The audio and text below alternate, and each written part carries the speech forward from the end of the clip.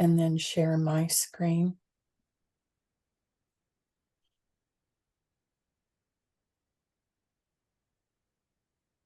Is that visible? Can someone just, yeah, thank you. So good morning and good afternoon to everybody on the call. We're delighted to have such a broad audience from all over the country, Canada, Puerto Rico. Welcome to everyone.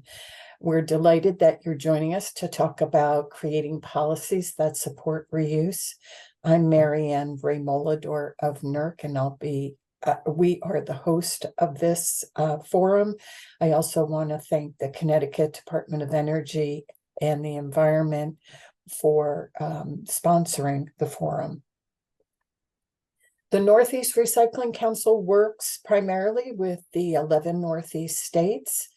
The state's environmental agencies make up our board of directors, and we also work with industry, municipalities, nonprofits, and consultants as advisory members. So over the 35 years that we've been in existence, we have a very strong network between government and industry.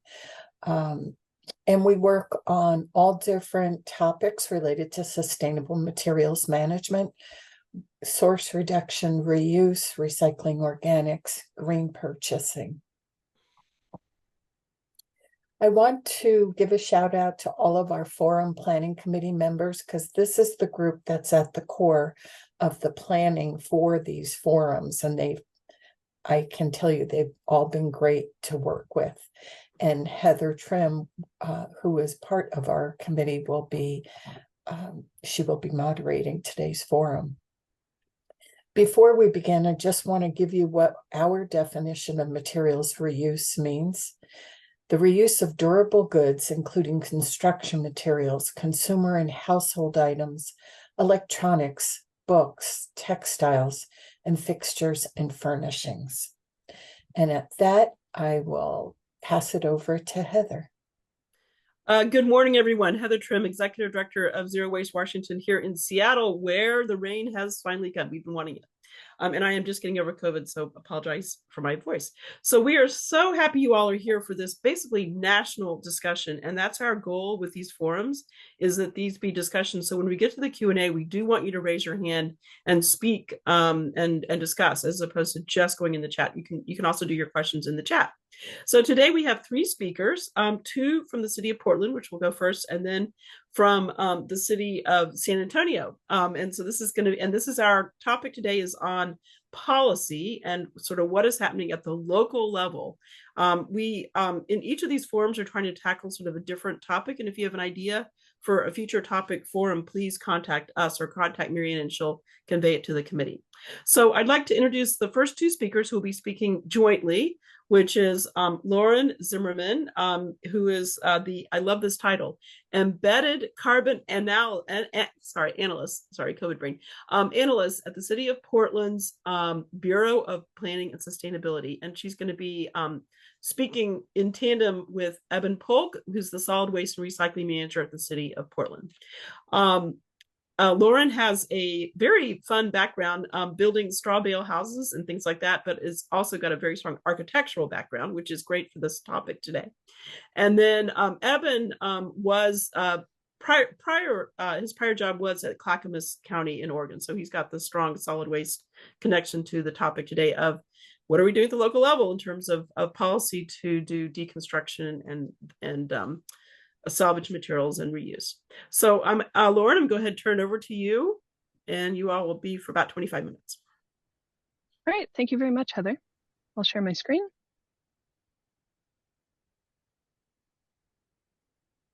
Are we seeing the presentation? Yes. All right, thank you. As Heather said, we're here from the City of Portland Bureau of Planning and Sustainability. A little bit about me. Here I am in action building that straw bale house in Moab, Utah. So I joined the Bureau 6 months ago, focusing on making a set of recommendations for the city on how to reduce the embodied carbon of our built environment. I'm supporting our existing programs that reduce embodied carbon, including the deconstruction program and also our low carbon concrete initiative.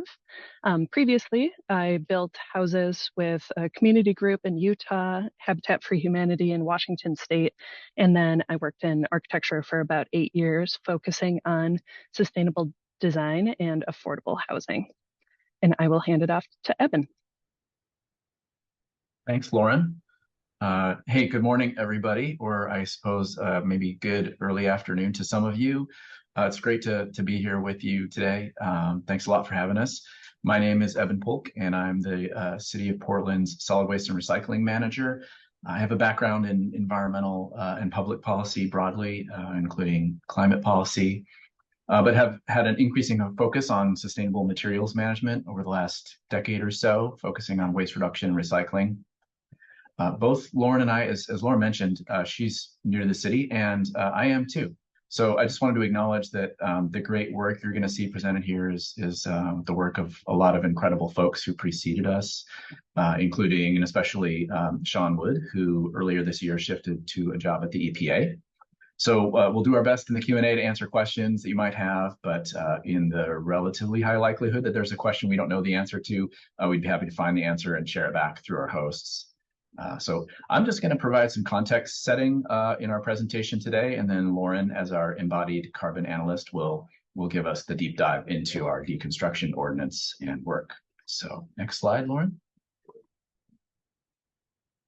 So we have a number of local, regional, and state level plans and frameworks that encourage us to do more to recover and reuse building materials in Oregon. And so here are just a few examples. Starting at the top, Portland was a very early leader on climate action planning, and waste has been part of our climate action strategy from early on. Our most recently published climate emergency work plan calls for policies that reduce the embodied carbon of building materials and construction, including through reuse. So in this context, embodied carbon refers to the life cycle greenhouse gas emissions associated with the building material, its production and transportation and use. And so you can imagine in that setting why deconstruction and then reuse of building materials performs really strongly from that perspective. Next one, our regional waste plan, the 2030 regional waste plan, which is a plan required by Oregon, and which is developed in our region at the tri-county regional level by a regional elected government, Metro. That plan supports the continued evolution of codes and regulations to increase reuse and deconstructed materials. And then finally, at the state level, we are guided by a document known as the 2050 Vision for Materials Management, which since its development about 12 years ago has been a reference point and guide for work happening at the state and local levels. And this is just one example of what that vision has to say that's relevant to the work we're doing in deconstruction. Next slide. And the next one, actually. So just a brief note for context setting, the city of Portland has around 640,000 residents. And on the map shown here, our city takes up the western third or so of Multnomah County, which is the county shown in green in the center of the counties in the map there, with the city of Vancouver, Washington to the north, and then the surrounding cities. The region as a whole has about 2.5 million residents. Next slide. So Oregon, of course, has a long history with recycling and reuse, and many of you may be familiar with that. While the city's had a role to play in encouraging and promoting this culture, there's definitely also a strong presence of nonprofits and businesses that are really central to driving the culture, particularly with respect to building and construction materials. So I thought we'd just point out one or two of the organizations that have played a meaningful role in the development of a reuse culture for building materials here. One we want to point out is the Rebuilding Center. They were founded as a nonprofit in 1997 and is really still thriving at this point. as a resource in the city that promotes reuse and deconstruction and provides access to affordable salvaged building materials. They do a lot of skill development and teaching around repair to help people remain in their homes or improve their homes, and are an important part of the work to divert reusable construction materials from the landfill. They have a lot of throughput. They make around, I think, 1.6 million in sales of reclaimed and donated materials every year. This slide lists a few of the other ones, and I won't go into them here, but they're worth looking up.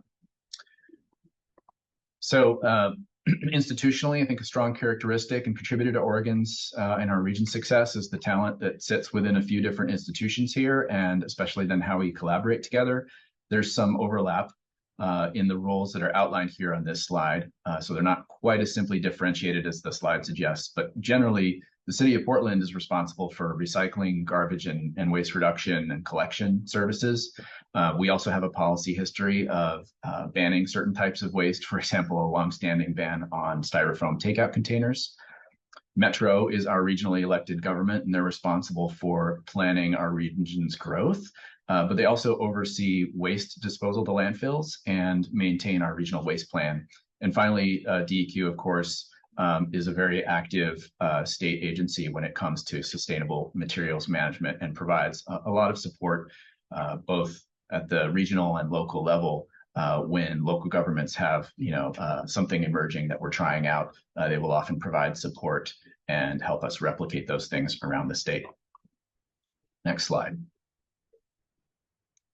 So as folks may know, one of our great natural assets here in the Northwest is our old growth forests, and our oldest, most historic homes have a lot of this material. We don't really have many stone or brick homes. There's a lot of old growth framing in old homes in Portland area and throughout Oregon. On the upper right here on this slide, you'll see a 4-inch wide board with over 100 years of growth rings in those 4 inches. This lumber is really valuable for that characteristic. There are a few knots. It's a nice rough sawn character. Of course, most of our old growth forests no longer are actually standing, but are now in our homes. And so we want to honor that material. Has the kind of value that certainly deserves multiple lives in use for buildings. So that's some of our context. Lauren, I believe you're going to take it from here. Yep. So mechanical demolition is what we did prior to 2016. This is what this looked like. We were just smashing a house with heavy equipment. There weren't any real opportunities for material reuse. Most of the debris from these projects was not recoverable, and so it was either landfilled or burned for energy and industrial processes.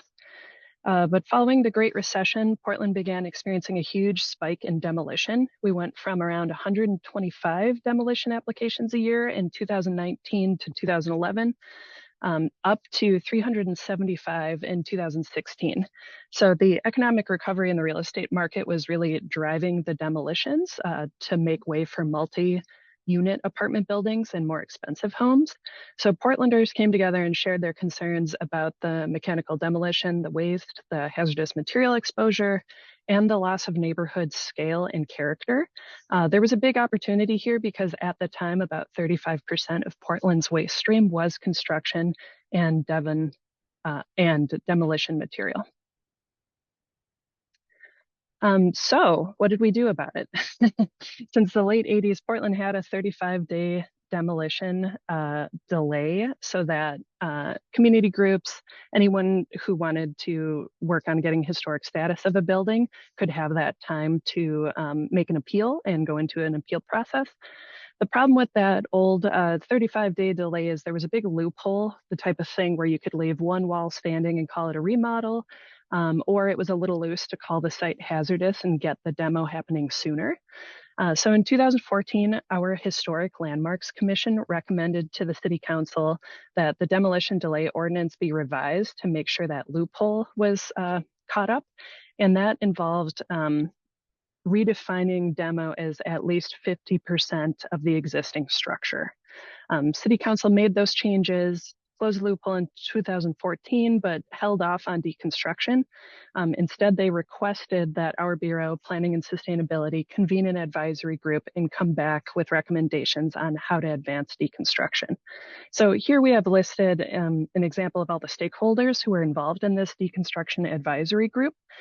The recommendations were not to address if the houses should come down, but rather how they should come down.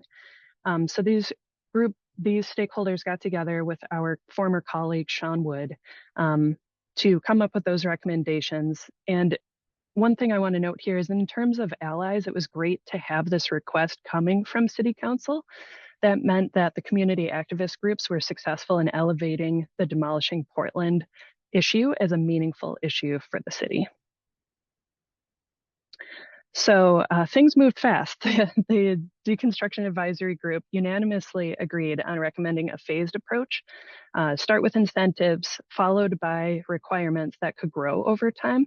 This allowed the deconstruction and retail sector time to expand and catch up. So in the summer of 2015, phase one was a voluntary incentive program with the goals of learning, promotion, and innovation. This involved $3,000 grants per project. There were 25 grants awarded.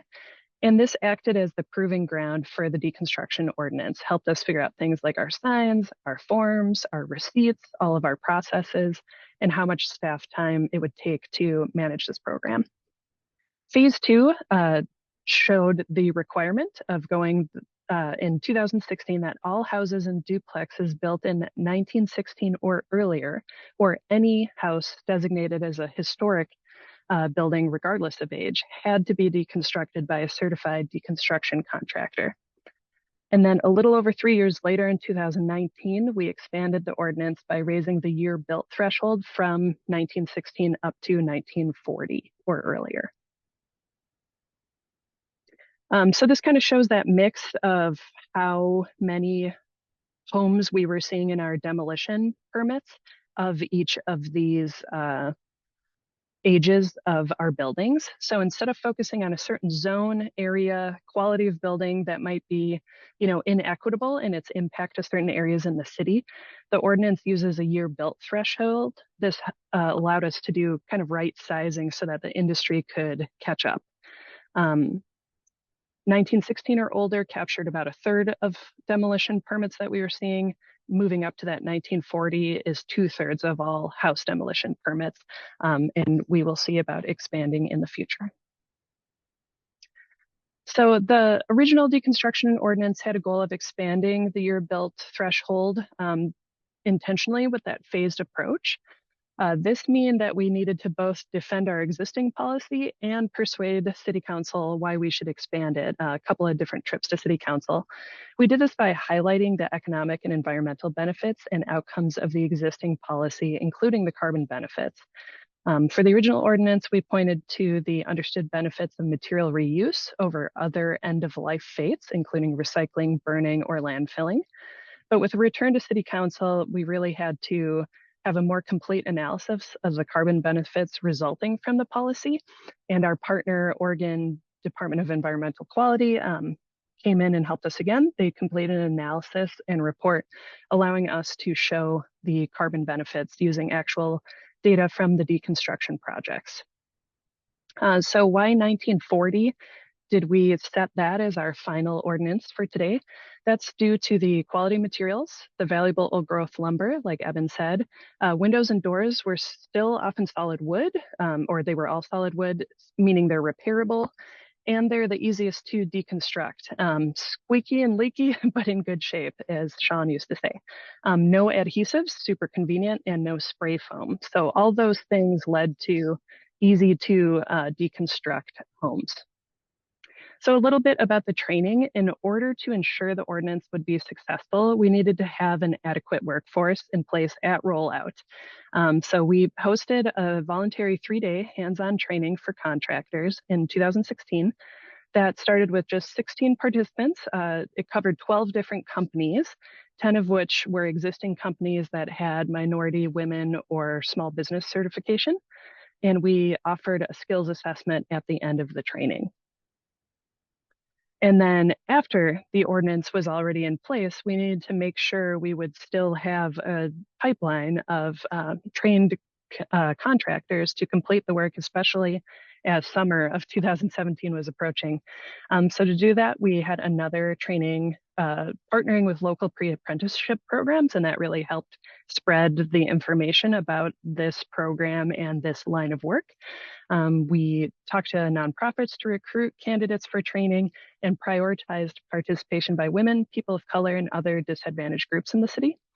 This resulted in a 12-day hands-on training, including a diverse group of 15 students, and the training took place over 4 different active deconstruction sites and wrapped up with a meet and greet between students and contractors to help solidify those job potential opportunities.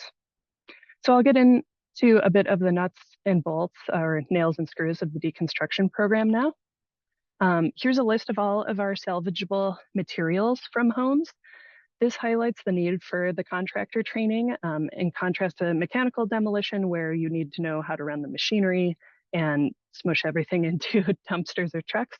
Deconstruction involves hand disassembly of the structure in the opposite order it was constructed. So of course it's helpful, but not necessary to have a background in home construction before learning the deconstruction process. The salvage materials from these projects preserves the embodied carbon in each of these materials. They each have a different impact depending on what materials are harvested, mined, going into each building material, and then how far away in the world it comes from. So this helps us avoid the impacts of sourcing and manufacturing new materials if we are taking these quality, durable materials out and having them available for their next life.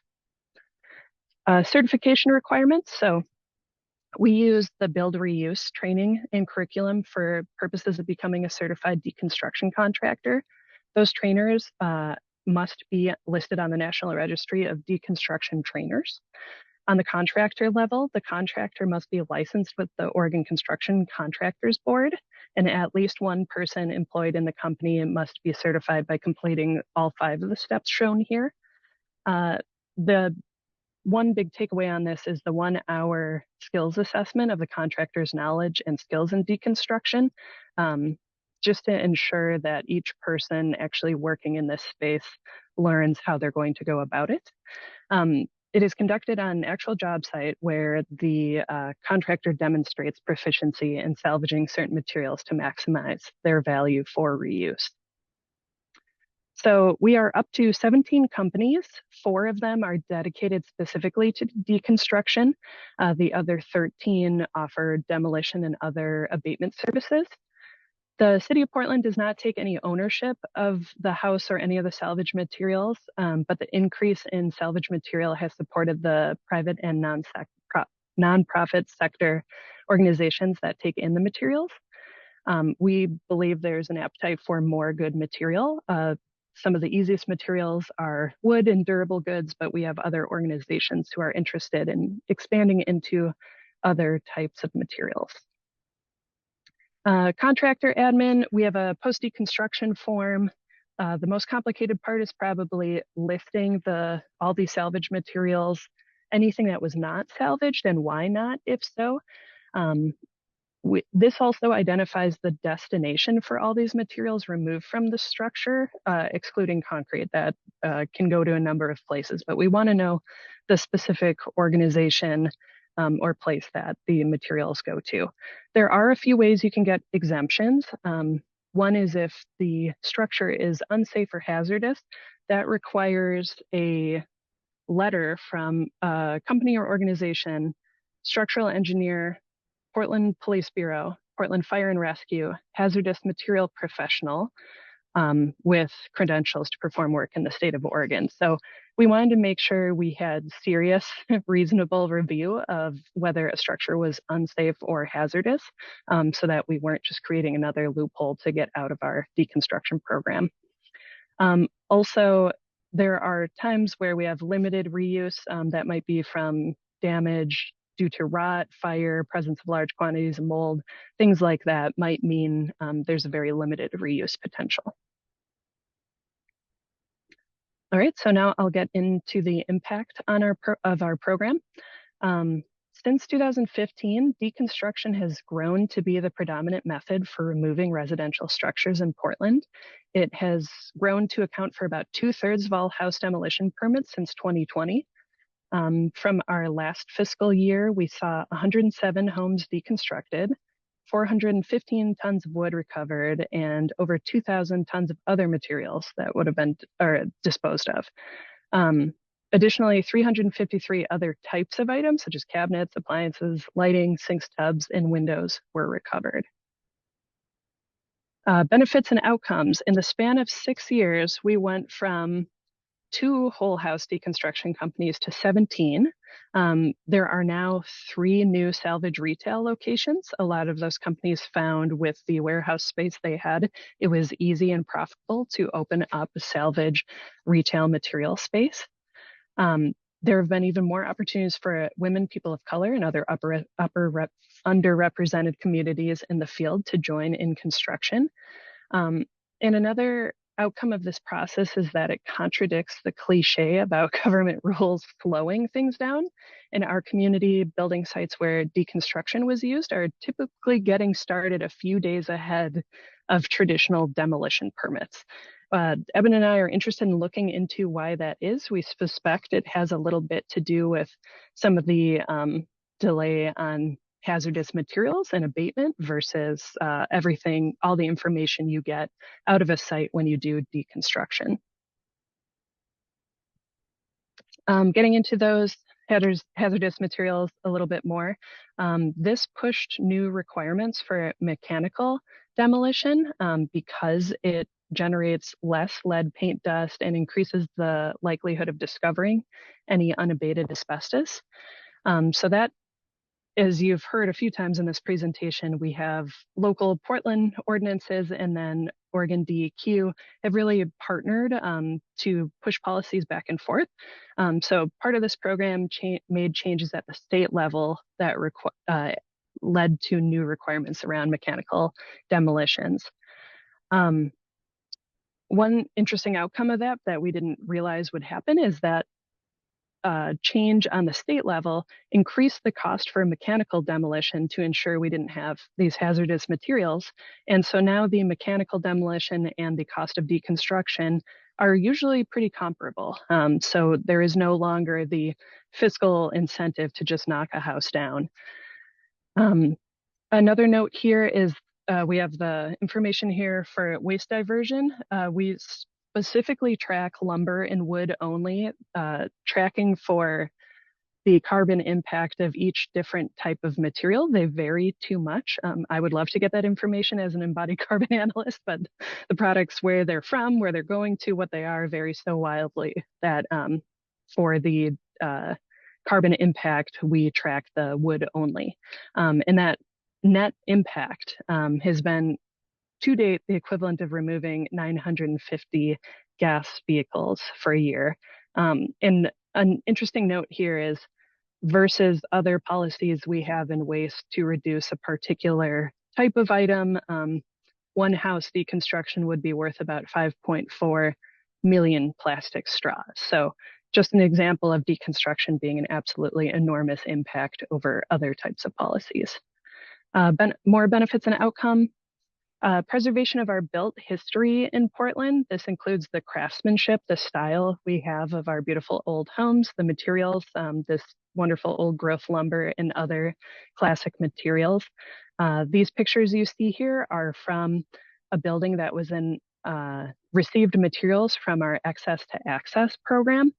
This is a program from our colleagues over at our Bureau of Development Services and in partnership with the Rebuilding Center that Eben gave an introduction to earlier.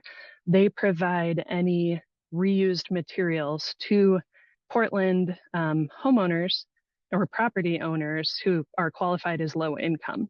And so the point here is that we have these beautiful quality materials. We would love to keep old Portland homes up to living standard, up to the craftsmanship that they always had. So giving these homeowners access to these materials free means that better, higher quality repairs will happen. Lauren, about 4 more minutes. Okay, thank you. That's good timing. Getting into the takeaways here. So while Portland was the first with a deconstruction ordinance, last year, around 27 other cities have since adopted similar policies or are in the early stages of incentivizing and advocating for requirements. I want to emphasize that each city has a unique asset and opportunity. This might be existing reuse networks, warehousing space, nonprofits specializing in materials, or even that pressure for preservation. That's an asset that you can capitalize on. It costs an average of 26 times more to build a new affordable home than to repair an existing one. So keeping our existing structures for their full lifespan is critical to affordable housing. One thing that has really helped in Portland, and I think is part of the reason we've seen the overall demo and deconstruction number come down, is we have a residential infill project from our planning team in our same bureau that focuses on building in accessory dwelling units or additional units per residential lot, meaning that someone can keep their home, add to the value of it instead of selling towards multi-units necessarily. So we're seeing a lot of infill in our city that is really helping keep the density and keep homes where they are. Also, make the case to your city leaders for the economic development and job creation opportunities of this entire program. And also, a big focus here that I think is coming into city planning more is around resiliency. These materials and this deconstruction program and the entire ecosystem in our city is a material bank that promotes resiliency. And a good example of that is during COVID-19 epidemic, when the prices of everything skyrocketed because of shortages places or transportation or all sorts of supply chain problems. We had those materials locally that folks were still buying local reused lumber to work on their homes. And a last tip from Sean is stop it with all the glue. It's easier to deconstruct a home if you use nails or screws than all the glue and foams and adhesives we put in our homes today. So finding a way to influence policies in the future that are designed for deconstruction so that we can keep these materials in circulation. Here I've listed some links to our program. Build Reuse is the training program we use. Another resource we learned about is Crowd. So these will be available in the slides later on. Thank you. Wow, thank you so much. That was terrific. Wow, I can't wait till we get to the Q&A. So we'll do the Q&A after our next presenter. So I'm very pleased to introduce our next speaker, Stephanie Phillips, who is the Program Manager of Deconstruction and Circular Economy at the City of San Antonio. These are terrific job titles that did not exist not too many years ago. Stephanie also has an architectural and historic preservation background, and from her bio, it looks like she's done a whole lot of very innovative things. Stephanie, are you ready to share your screen? Absolutely. So excited to follow Lauren and Evan and their amazing work. And we're definitely going to be hitting on how their efforts really kind of led the way and how San Antonio was able to also achieve a deconstruction ordinance. So as mentioned, I have the indisputable best job title in the entire world of Deconstruction and Circular Economy Program Manager. I work with our Office of Historic Preservation, which is Stephanie, a little bit unique. Are you trying to share your screen? No, I'm talking while I figure out how to share it. So I'm multitasking. I want everyone to be impressed by this right now because it's really a feat. Getting there. But so I work with our Office of Historic Preservation, which is a little unique, but I'll explain more why this program is anchored in our office, and happy to answer any questions when we get to that point. So okay, there we go. Thanks. Yes. Now here is my screen. So we have a full circular economy and deconstruction program in the city of San Antonio, and the first thing that I want to hit on is we also adopted a deconstruction ordinance, although it's much more recent than Portland. It is, we adopted it a little over a year ago, actually, in September of 2022. And similar to Portland, it does only specify residential structures. So we don't have commercial in this ordinance yet, and we can talk about why. But these are the embedded phases within that ordinance. So we're actually on phase 2 currently. This is all the details on the slides because I know we have some technical people here, but essentially what this says is that any small scale residential structure defined as a fourplex down to single family, so single family, duplex, triplex, fourplex, built in 1920 or earlier, citywide, requires deconstruction, and that build date is 1945 in our protected districts, so historic districts, designated landmarks, or neighborhood conservation districts. And then automatically, without further city council action, on January 1 of 2025, that ordinance is going to expand to 1945 and earlier citywide and 1960 and earlier in those protected districts. And of course, like what Lauren said, the status quo, business as usual, is a big reason why this started to become on our radar. And these photos were all taken by our staff in San Antonio at various points throughout the past about 6 years. And when we started considering deconstruction as a policy strategy, it wasn't something that like happened overnight where we got direction from city council to pursue it. It was a seed that was planted well over a decade ago with a simple question of, if we're ordering buildings demolished, if we're seeing demolition happen, you know, why at the very least aren't we salvaging the materials that are reusable? And I have to share this, especially knowing that I'm following Portland in a presentation, is this is a Facebook post from Shanna Miller, who is the director of our office. And the date on there is November 3rd of 2016, so shortly after Portland adopted their ordinance. And the caption says, "This is on my list for San Antonio. Let's do it in 2017. It makes sense for so many reasons." Spoiler alert, we did not adopt an ordinance in 2017, but this really kind of kicked off the formalized process for adopting an ordinance. Now, this is an incredibly chaotic image, but I intentionally want to share it with y'all because the chaos is the key in all of this. Very similar to Portland, you know, it wasn't start talking about an ordinance, adopt it. We had 4.5 years between when we were directed by City Council to explore this to when we actually got the ordinance adopted. And I've highlighted a few key plans and reports that got published throughout those 4.5 years. Of course, COVID was right in the middle of this too. But I really want to emphasize, especially for communities that may not know where to start or may not think that a regulatory policy is an immediate next step for them, that it doesn't just have to be policy based. There are a lot of things that you can do to build up to that decision that are, you know, workforce training, community engagement, briefing your city council members, forming a community organization like Crowd or similar, commissioning a report to really get a handle on the volume of waste that's generated by demolition, things like that. So just know that there's a lot happening either behind the scenes or very publicly that weren't just policy related when we were working on this.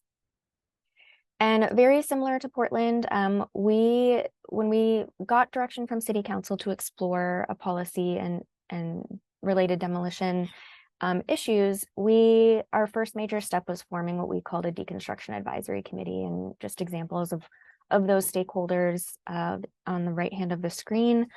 One thing that I really want to showcase is that kind of mind map that's on the left hand of the screen.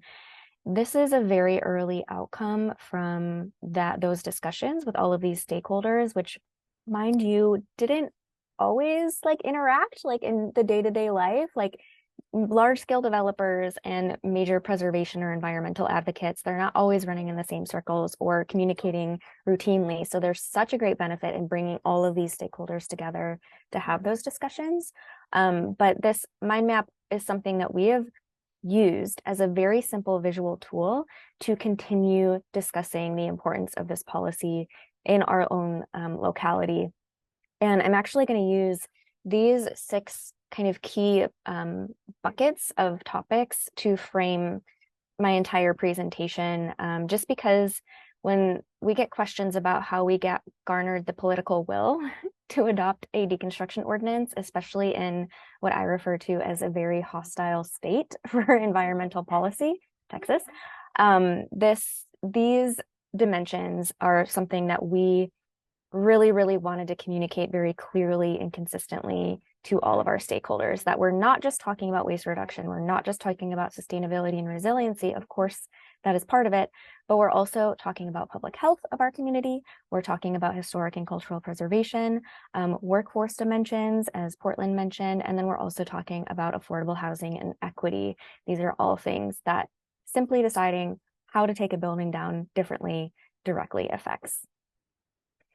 And here on the bottom side of the screen, you're going to see these little hexagons to kind of mark the key strategies that we're talking about. So here we started talking about deconstruction in 2018. The city of San Antonio adopted their first climate action and adaptation plan a year later. And we worked directly with our Office of Sustainability to embed the language that you see on the screen around advancing the circular economy. And you can see deconstruction is mentioned explicitly as a strategy to reduce landfill construction waste and also advance the circular economy, which is key. I always say that we've also found a lot of success in couching deconstruction within the larger city plans and regional plans that direct our elected officials to make decisions on policies, especially the ones that extend to 2030 or 2050 or 2060. These are documents that keep the momentum going as elected officials change, as elections happen. So it was really imperative for us to take this approach. Another really important dimension that we wanted to focus on is, where was the demolition happening and at what frequency? So this is the same data set visualized differently. On the right, you see a simple line graph, and you can see that demarcation of 2018 when we started talking about a deconstruction policy and how that has essentially exponentially grown over the past several years. Also, for level setting, San Antonio is the 7th largest city in the country. It is also one of the fastest growing cities in the country, and we average around between 600 and 650 demolitions a year. And on the left is that same image of data mapped geographically, and it's actually showing where those demolitions are happening most frequently. And much like any other city in the US, San Antonio grew from the interior of downtown and then expanded into this area here. And these are our legacy, older, historic and older districts with housing. And just because they don't have a historic district doesn't mean those houses are less important or shouldn't be treated with dignity at their end of their lives. So it's really important for us to recognize where those demolitions are happening. And this also gets into public health dimensions about building removal, because these are our legacy redlined neighborhoods and the ones that have less tree canopy cover, that are more exposed to industrial pollution, right? So we really want to make those interconnected, interwoven connections between building removal and the health and safety of our community, and the fact that demolition doesn't happen just to buildings, but it also happens to people. It's not something that happens in a bubble, and demolition is a form of air pollution. So we repeat that consistently, A, because it's true, but B, because it's a really important communication lever to understand why this is such an important policy topic. Additionally, in 2019, the same year that we adopted our climate action and adaptation plan, our office commissioned a study called Opportunity at Risk, which looked at the role that older houses in San Antonio played in providing affordable housing. And this is a key, talking point that was pulled from that study. Every week over the last 10 years, San Antonio has lost 3 units of pre-1960 housing to demolition. You may be asking why that matters. Again, down to geography. So a lot of San Antonio is relatively new, but its older housing stock, older buildings are located within that central loop. And we found from this study that not only is older housing stock, which we define as pre-1960, so built in 1960 or older, disproportionately providing affordable housing to our most vulnerable residents, but it is also disproportionately susceptible to demolition. And here are those demolitions mapped. You can kind of see a very clear trend there of where they're located and the older parts of our city. But the reason why disproportionately susceptible to demolition is really important when we're talking about deconstruction policies is that a lot of the reasoning in these older neighborhoods for why buildings are demolished is deferred maintenance. So we have really tried to make the connection between recovering building materials from buildings that are on their way to the landfill can be really, really important to repairing existing housing stock and really closing that loop. And I'll elaborate on that in just a little bit. But this is an evidence of how data has informed the way that we communicated to our stakeholders and especially our elected officials when we were considering ordinance adoption. This slide is an exact slide that we showed to City Council a year ago. The colors are a little different, but the orange especially highlights how that data in that study directly impacted why we adopted an ordinance. More than 70% increase since 2012 in demolitions overall, and the most common building type demolished is older housing. That connection there. Demolition disproportionately affects our most vulnerable communities, and it's a health and safety issue, building on some of the abatement and dust remediation topics that Portland mentioned. And then also related to something that Lauren mentioned too about the price of construction materials, there is an equity issue in material access and availability. This is not just a San Antonio issue. This is a nationwide issue where it becomes almost egregious as a society knowing that we're sending usable materials to a landfill through traditional demolition when we know people could use those to repair their homes or to create other products. And instead we're kind of consistently ensuring that we're dependent on brand new virgin materials. So it's all connected here, and we tried to make this very clear when we were communicating with our elected officials, and we still do this every day, even after adoption. So another important dimension, of course, is workforce. These are workforce trainings that we invested in well before we brought an ordinance up for adoption. And we still offer deconstruction contractor training every single year. Our next one is happening in less than 2 weeks. And I want to show a short video to y'all that really captures why this is so important as well.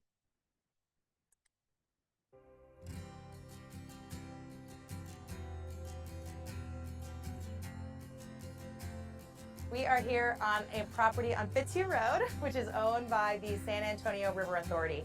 And we are conducting a deconstruction training program in partnership between the Office of Historic Preservation and San Antonio River Authority's property here. I think it's an awesome experience. I've learned a lot. As far as resalvaging wood, it's going to be beneficial to us. The tools, the knowledge that they've been sharing with us, taking us out. I never imagined we could take a roof off from the attic out. I was, when I got up there and started doing it, I was like, wow, okay. So it's been a real experience. A lot of knowledge has been poured out, and knowledge that we could take back and use for our stores and for anybody else that's out there, that wants to do this kind of stuff. I'm new at this, and so just working with the material, it almost has a life of itself. Like when you're trying to pull a board off, it's almost like it doesn't want to leave home. But it has to, because otherwise it's going to go in a dumpster. And we're also saving the environment by not having to cut down trees and throwing good material in the landfill. What we see is that a portion of our materials is going right back into the buildings, and then another portion is going into craft materials and craft goods, home goods, things which will be cherished, a family table that you'll sit around for generations, heirloom items. These are really beautiful materials, and often they're best served by being accessible, touchable, visible. For folks who are interested in getting involved, there's a million ways to do so. And you don't have to swing a hammer to get involved in deconstruction. We need people at every level, working in policy, working in advocacy, education, business. Get in touch with the OHP. Your Office of Historic Preservation is going to be hosting many trainings just like this one.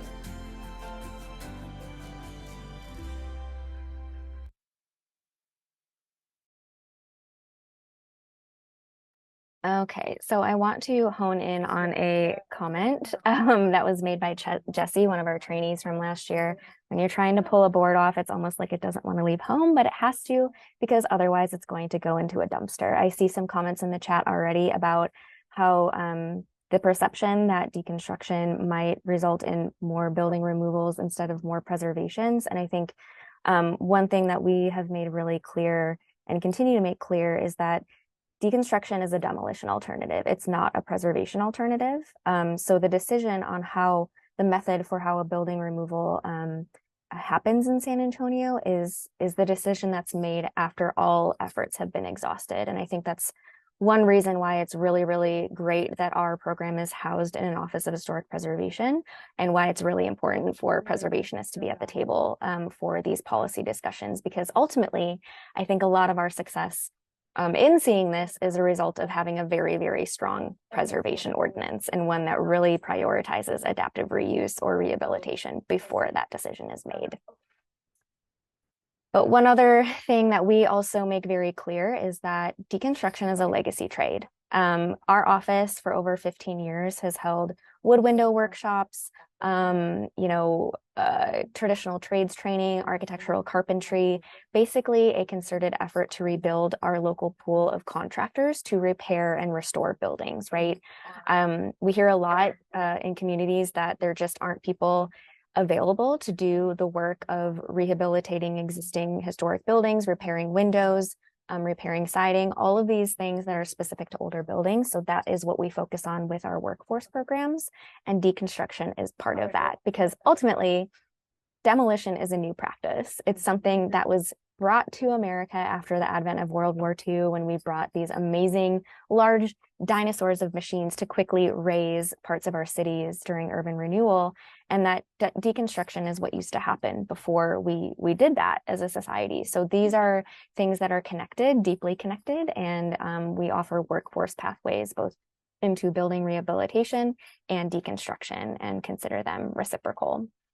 And this is a brand new thing. I don't know if y'all have seen this announcement on the right that the Biden-Harris administration has just launched the American Climate Corps, kind of hearkening back to the WPA era. But it's a workforce initiative that will train young people for careers in the growing fields of clean energy and climate resilience. And to us, this is that workforce as well, right? Repairing our existing infrastructure, our houses, our communities, deconstruction, material reuse. So you can bet that we will be part of a growing coalition that is advocating to the federal government to support these kind of workforce trainings as well, because this is the on-the-ground work that needs to be done in our communities. One other thing that our office and our city has invested in as part of this deconstruction program, not just the policy, but the kind of whole ecosystem effort of making it easier to reuse versus throw things away, is a physical center that the city operates called the Material Innovation Center. So we are playing a role in building material recovery and reuse through that Trades Academy program, through a community to a library, and through an actual warehouse where people can donate building materials. And many of you on the call have heard me talk about this. It's an amazing campus. It's located at a former Air Force base in San Antonio. San Antonio is Military City, USA, if you didn't know. Anyone that goes through the Air Force even today will be trained in San Antonio. So this Air Force base was decommissioned in the late 90s, early 2000s. And this old neighborhood where the generals and their families used to live, there's about 25 structures that date to 1920 here, has been vacant for over 2 decades. So the city is leasing these buildings from Port San Antonio for this purpose. And these are those 3 key components again, that really emphasize different dimensions of reuse, right? So borrowing and sharing tools, repairing instead of replacing existing buildings and their materials, and then rethinking the items we already have. So if we can recover building materials that are already on their way to the landfill, let's rethink them, let's reuse them, and let's support kind of bolstering that local circular economy of materials. And we had talked about the really important connection between building removal and affordable housing. We're trying to put it in practice, right? So we also use this really important organ donor analogy, and have since we started exploring this policy initiative. A structure may have reached the end of its life, but its parts and pieces could help extend the lives of dozens of other local structures. So, on the left is an image of donated building materials that came from a commercial landowner, actually, not something that needed to be deconstructed, but they wanted to donate those materials to the city. And we have gone and redirected them into our existing affordable housing repair programs, which alleviates the need for city programs to go to Home Depot or Lowe's to buy virgin lumber, which we know is inferior, especially when you're repairing older buildings and, making that loop whole. Another dimension of affordable housing, we are looking at these very, very cute buildings that are also on that campus. These are small scale accessory dwelling units. These are actually duplexes, one unit in the front, one unit in the back. I think they're adorable. But if y'all are familiar with the concept of a Sears kit house, where you were able to order houses from the catalog and have them built in your community, I'm sure a lot of these still exist in your neighborhoods. We're kind of starting to revive that concept, but taking it one step further and kind of connecting it to reuse. So Salvage to ADU is the program title we've informally given it. And through a partnership with our local architecture university, UT San Antonio, these are images from a recently released report, and I'll drop the link in the chat, where we had architecture studios over the past 2 year or so explore reclaimed materials donated to the center and how we might be able to build new structural systems for small scale accessory dwelling units. And on the left here is those students showcasing those structural systems, full scale mock-ups to our local American Institute of Architects Committee on the Environment chapter, and then an exploded axonometric of all of those component parts.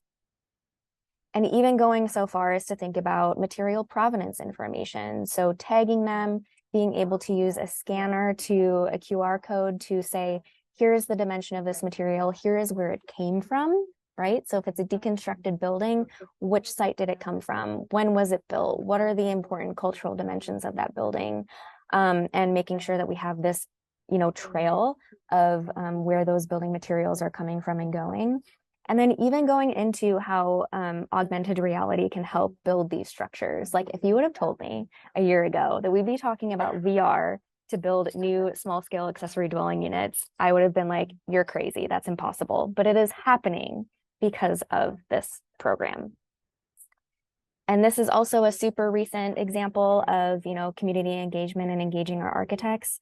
This was just from last Friday, where we used some deconstructed building materials, and a local architecture firm constructed this pavilion for Parking Day, a day where we closed a major thoroughfare downtown and made it available to pedestrians only, and parking spaces were turned into parklets.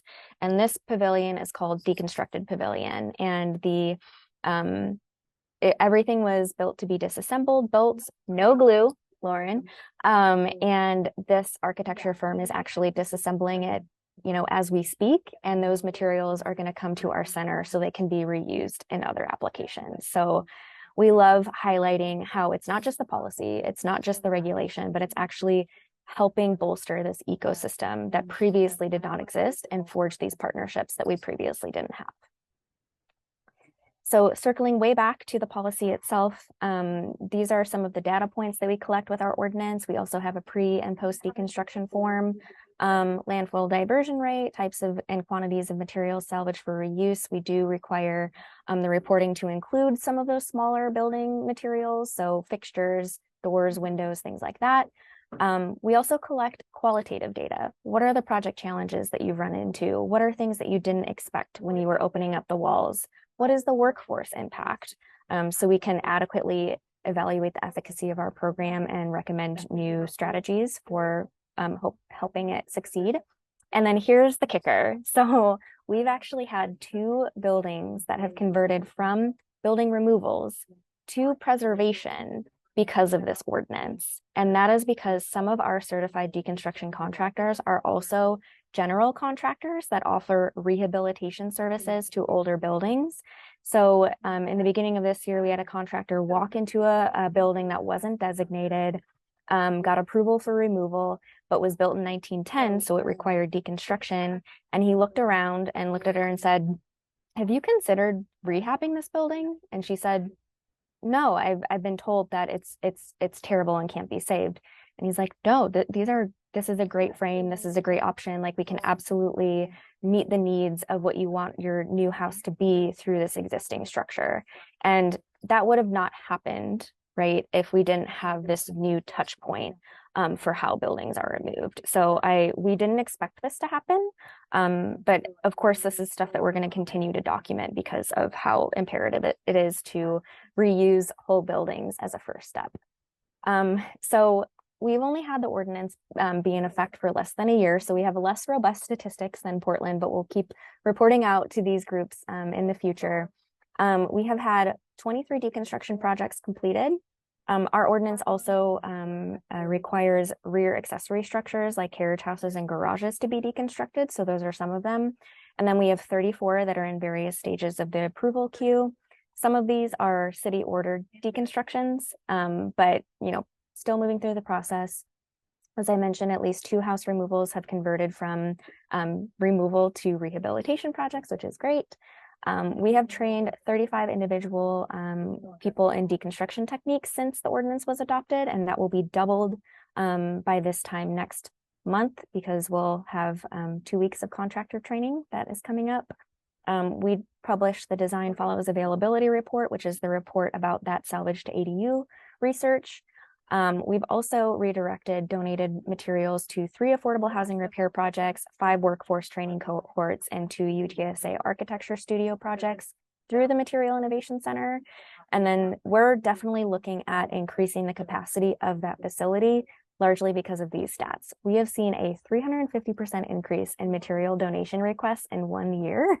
We don't do any advertising because this is a whole program of me, and then a 250% increase in material access requests. So communities, nonprofits, churches, groups that are like, we're building a planter outside of our community center. Can we use reclaimed lumber? We're building this pavilion that will help support pollinators in a community garden. Can we have access to reclaimed materials? So these are also stats that we're actively tracking. And it's all because we decided that this is way better than traditional demolition. And it's because we've used this as a key framework and communicated the importance of deconstruction to all of these things. So this is the phrase that I'm using more and more these days to really articulate as best as we can in one statement all of those dimensions of that mind map. The landfill doesn't deserve these materials, our communities do. And everything about this program, both policy-wise and then all of these extraneous efforts, are directly tied to making sure that our communities have more increased access to reusable materials. That's the end for me. Happy to engage in a discussion. I can't wait. And I also have to say, if we can do it here in Texas, you can too. Thanks, everyone. Great, thank you so much. That was absolutely terrific, both presentations.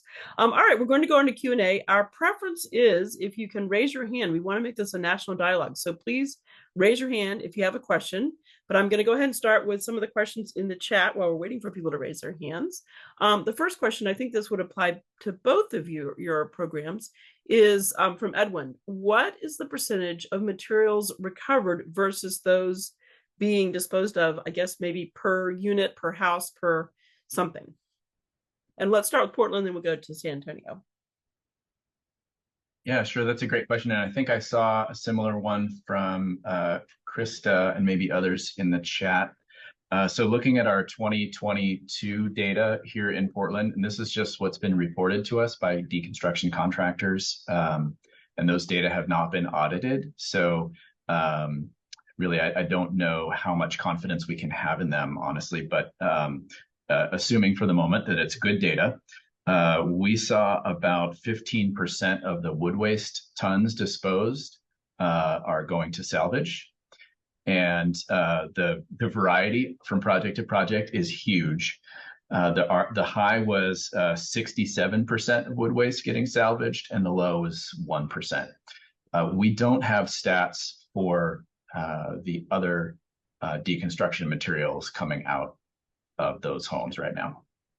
Hopefully you will in the future. Yeah. Stephanie, do you have any stats for San Antonio yet?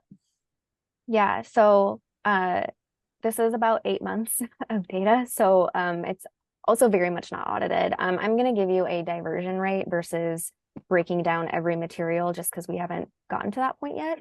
I would say that considering all of our buildings that we've seen deconstructed, we're hovering between 45 and 60% of buildings being diverted from the landfill, largely for reuse, versus downcycling or recycling. So that's the average. But I do want to give an example of where something can skew it lower.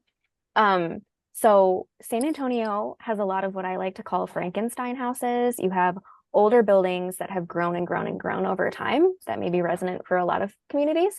But one of our first deconstruction projects that was required was a house that was built in 1912 on our Near East Side. And truly the original footprint of the structure was like kind of this salt box, right? Like a small, less than 600 square foot house. And around it was a large garage and addition, all that date to the 80s and 90s. So what our deconstruction contractor did was unbuild that central piece, divert all of that, and then the rest of it was mechanically demolished. So that was a whole 7% diversion rate, but you can understand why that was much lower, right, than you might expect. So we do have a lot of those exceptions that we'll have to sift through. Okay, great. Thank you. Okay, so people who raise their hands, let's start with Ashley from Urban Machine. And if you can say your name and where you're from in the US and your organization or business, that would be great. And then after that, Maggie. Awesome. Thank you. Ashley Yonda here with Urban Machine. We're based in Oakland, California, and we are a 2-year-old startup building robots to reclaim metal from dimensional lumber that's coming out of C&D waste. So really exciting topic. This has been an awesome webinar so far. This question I think would be for Lauren, and you kind of addressed it just now in the chat. Robert had asked about the assumed grade application written into the code. We will eventually expand outside of California, looking at Colorado, Washington, Oregon, most closely next. But very interested in kind of how, if you have any background, how that was written into the code. It's something that's really important to be able to, use this reclaimed lumber at scale so that it can go back into structural applications, not just architectural applications. So any feedback or background you have on that would be awesome. Sure, I will happily pitch this up to Eben because he previously worked at Clackamas County with the team who helped make that happen, if I have that story straight. Eben? Yeah, you have that right. So one thing to know about Oregon is that our building codes are set at a state level. And so local requirements to build like even more efficient, for example, you can't really do that in general. And the same we found was true of deconstruction and salvage use of salvaged lumber. So when I was at Clackamas County, we worked with our building official to put forward an amendment to building code that would allow assumed grade on lumber. And that's only happened within the last, I want to say, 10 years. So that might be a policy change that other states would benefit from too. Okay, great, thank you. Maggie, can you introduce yourself? Hi, I'm Maggie Clark. I've been in the solid waste reduction business since the early 80s. And I'm with the Manhattan Solid Waste Advisory Board. I'm the head of the Long Range Planning Committee and a longtime head of their Waste Prevention and Reuse Committee. And we just got finished rewriting the New York State DEC Solid Waste Management Plan. And we put a lot about deconstruction in there, but we didn't have a lot of this information that I'm seeing right here. I'm very heartened to see it, but my question is, since I'm from Manhattan, and a lot of what I'm seeing is about suburban, rural kind of buildings, what does it look like in terms of high rises? I've seen lots of high rises just be demolished. Sometimes I've seen stuff come out, but be carried out, but it goes into a dumpster truck. So, anyway, I think I got the question out. Okay.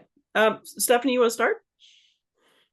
Sure. So, yes, if I want to follow up with you outside of this, Maggie, because there are some amazing women in New York City that are looking at this. If you're not connected to them, you should be best friends with them.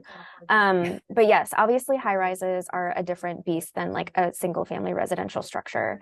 We don't regulate commercial deconstruction, but because we have regulated deconstruction, which requires a workforce to be built to support that kind of work, we have seen voluntary commercial structures start to happen. Maybe they're not full-scale deconstructions, but they're starting to think more critically about how to strip salvage the interior of high turnover office spaces or high turnover retail or residential spaces, and then sometimes donate those building materials to the city center. So I think that starting with like small scale can actually have an effect on big scale buildings. But unfortunately, I'm not an expert in high-rise deconstruction, although I do know that we used to do it again before we invented these giant machines. So it's certainly possible, but they'll need to be probably a network of policies, incentives, workforce programs, et cetera, to really get to full-scale high-rise deconstruction. Maybe Lauren or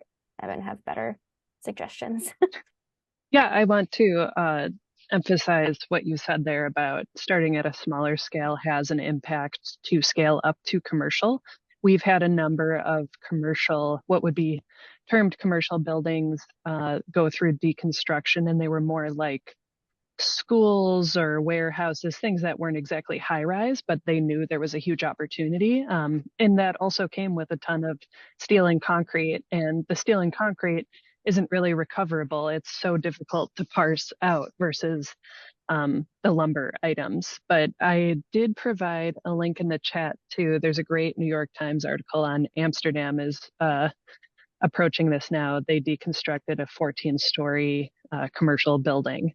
Great article on that. And also, like Stephanie was saying, I think expanding these policies to include tenant improvement in these huge buildings would make a big impact. There's already a pretty good market for reuse of office furniture and some things like partitions, some kind of like architectural elements that are easy to take apart and reuse. But I think tenant improvement would also make a huge impact to just grab easy things like framing lumber, potentially even drywall, since a lot of offices paint drywall but don't really have a lot of other things they're attaching to walls too bad, maybe some cabinets and things. But I think that'd be kind of residential first, TI second, and then full commercial third would probably be the future evolution. Okay, yeah, great. I like that particular idea, because in another sphere of my life, we've been trying to figure out how to get the government to preserve the apartment buildings, by keeping them in good repair. I just went through a hell of 6 weeks mold remediation, in my apartment, and, lots of leaks everywhere. And eventually the building's gonna have to be torn down, or whatever it's gonna happen. We got a lot of bricks on this building. Thank you. Hey, Maggie. Thank you. We do need to move on to some other questions, but thank you so much. Okay, so the next one is a question from Lisa, and I'm going to broaden it a bit. She basically is asking what are some of the unintended consequences from these ordinances? And specifically, she's asking, is it impacting sprawl? Like people will just go in where they don't have to deal with the deconstruction ordinance. And someone else asked about how it impacts, actually reuse and preservation of the buildings and things like that. Let's see, Stephanie, you want to go ahead on that one first? Sure. So I was going to respond to the first one in the chat. Thank you for bringing it up. Totally forgot. So this is anecdotal again, because we've had about 9 months of data, but some of the houses that are being requested to be demolished in our older legacy neighborhoods are due to development pressures, right? So our office also did a 3-year study of, you know, the affordability of a demolition of a single family structure and then the intensity of the development that goes there afterwards and the property value changes, which is a whole different conversation.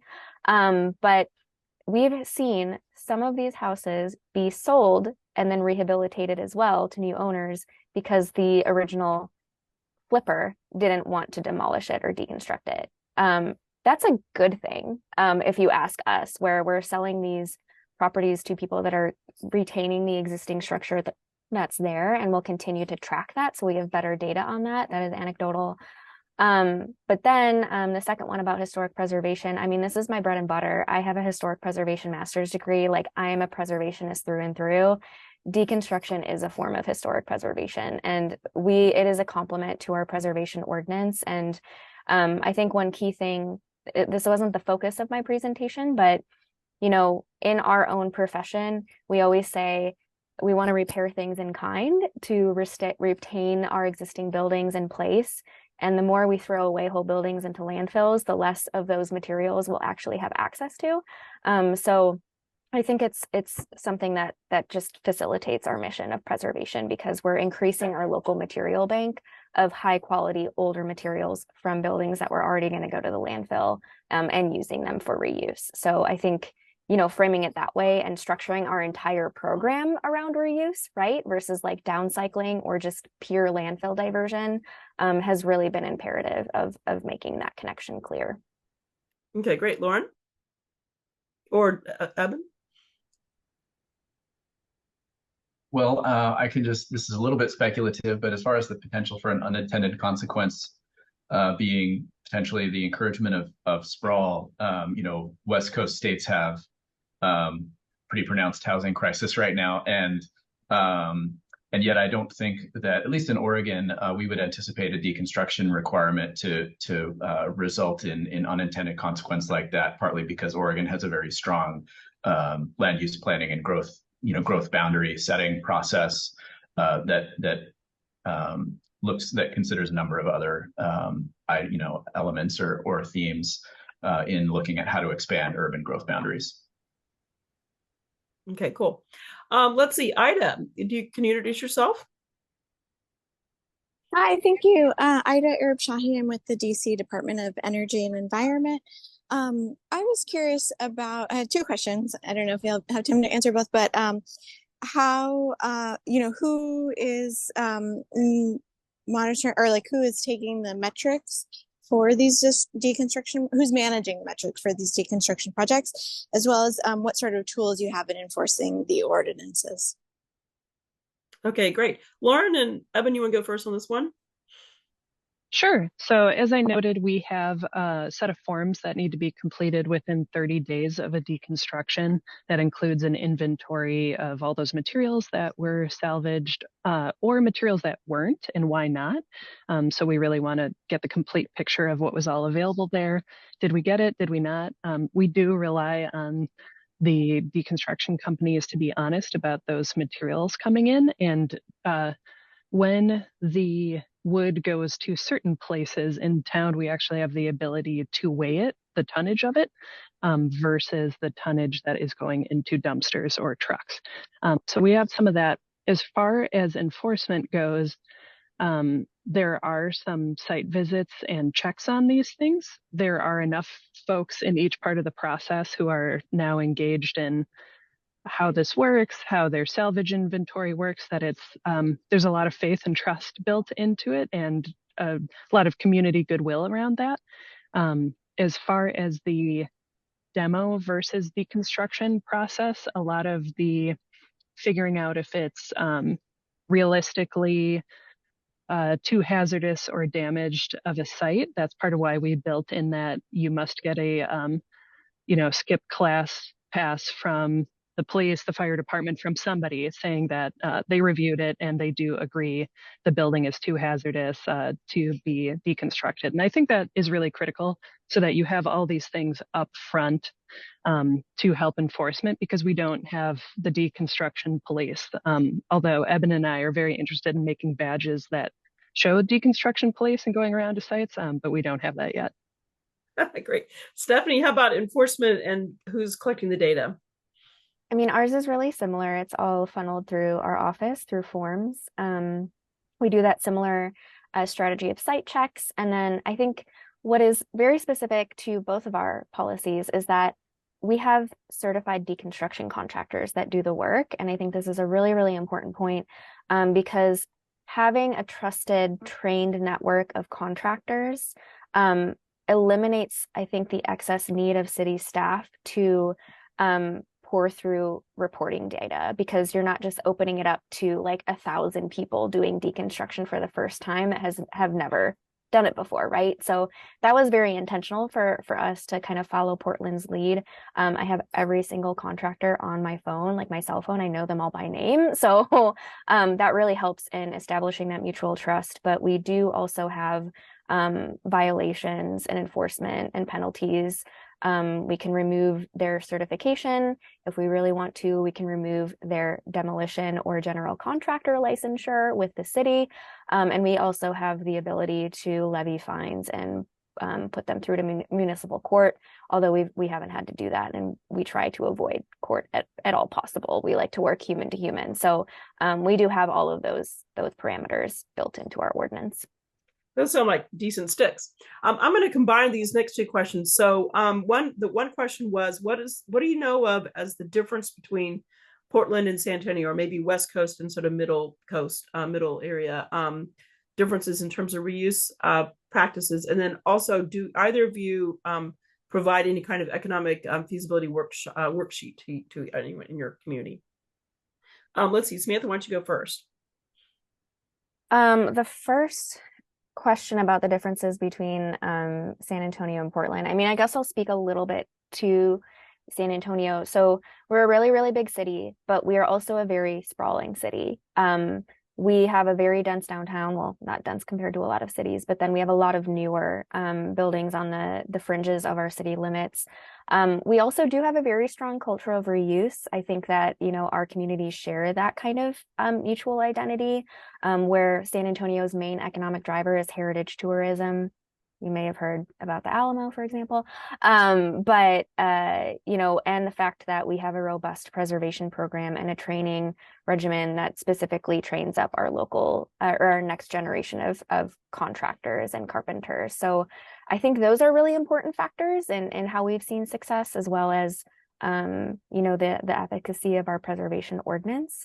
But we don't have, and I will make this distinction, we do not have the state legislation that has assisted Portland in making demolition more expensive. I've already referenced this. Texas is a very hostile state for environmental policy, but the cities can be very progressive, like San Antonio. So that's another reason why we've made this clear distinction, not only to the environmental benefits of deconstruction, but to workforce, to cultural heritage, to public health, because that has helped bring a lot of people on board to support this. And then in terms of the worksheet, I'm not super specific on what this is asking, but if it's specific to the cost differential between demolition and deconstruction, we definitely provide guidance to our consumers on how to navigate those questions. Okay, great. Corlin? I would agree with Stephanie that we have some key differences. Portland is more dense. We have an urban growth boundary that helps preserve our forests and farmlands on the periphery of Portland. So that has really helped combat the sprawl problem. If you ever visit Portland, you'll quickly learn that Portland is kind of like a confederation of smaller towns in an area on a river that all joined up to become a city at some point. And that same thing extends to our whole metro area. We have 4 large metro cities that come together, as Evan described, in a lot of our waste management policy, and they all share similar values. But I completely agree with Stephanie about you have to make the case for this beyond the values of sustainability. You can show the historic preservation, the density factor, the economic benefits, the workforce development training. All of that is really the strongest place to start from for deconstruction, and that we very much have in common. And then as for a feasibility worksheet, I'm sure we have some tool like that around from some part of our analysis of what year, what type of housing to target, but it ends up being city by city based on your housing stock and a lot of the assets you have. So like Stephanie said, we'd be happy to consult. I think she's in a really strong place having just gone into this and having some more advanced partnerships with architecture and everything too. Great. Okay, cool. All right. Well, I'm going to ask my question, which is, so up here in Washington State, we are noodling around with this at Seattle, King County level and state level. And one of the topics that's come up, and I didn't hear either of you mention this, I'm wondering if you've talked about it for the future, which is to require that new construction have a certain percentage of reuse in it. So it could be like a gypsum board has a percentage recycled gypsum, or it has to be a certain percentage of recycled wood, reused wood, that kind of thing. Have you all talked about that in, let's start with Portland? To help drive the market, I should clarify. Yeah. So this is where I think, my relatively short tenure here at the city makes it difficult to answer this question. I'm not aware that we've had any conversations about essentially like the recycled content of buildings. I think it's a, compelling area to consider and investigate. One thing we do have are some recycling expectations around new construction, but I think that's an area where we could also do better. Okay, great. San Antonio? So we're definitely thinking of this on the horizon. Something that we've built into our city, we always like to start with the city, leading by example. There are sustainability metrics where we've kind of borrowed something that has existed in San Antonio for a while, which if the city is building like a new community center or even a police station, there has to be 2% of the budget that goes to public art. So we're taking that model and saying 2% of the building materials should be reused or locally sourced. That is a recommendation, right, or an incentive in our current strategy for those city projects. But I think that's something that we could roll into a building code update here in the near future for all projects. Okay, great. Thank you. All right. Well, I can't see that there are any other questions that haven't been answered in the chat. Do any of you see anything that I missed? And does anyone in the audience have any last questions or comments? All right. Well, I'm going to turn it on over back to Marianne, but let me first can we all thank our wonderful speakers and really appreciate the time everyone has today. Yes. With the emoticons. You all did a great job. Thank you so much. And there was such robust conversation going on in the chat. NERC will be posting the presentations and the recording by tomorrow on our website. I did post the link to that in the chat, and we'll email it to everyone as well. So I want to thank all of you for being here. I also wanted, and Heather, you did a great job of moderating as well. This was a great discussion. I also want to let everyone know that we will be working on the next materials reuse forum, and we're just scheduling that call amongst our planning committee members. And if you have any ideas about topics you would like to see featured at future forums, please drop me a line. We'd love to hear from you. Otherwise, that's it for now. Thank you all and have a great day. Thank you. Thank you, folks. Bye-bye. Thank you. Bye-bye.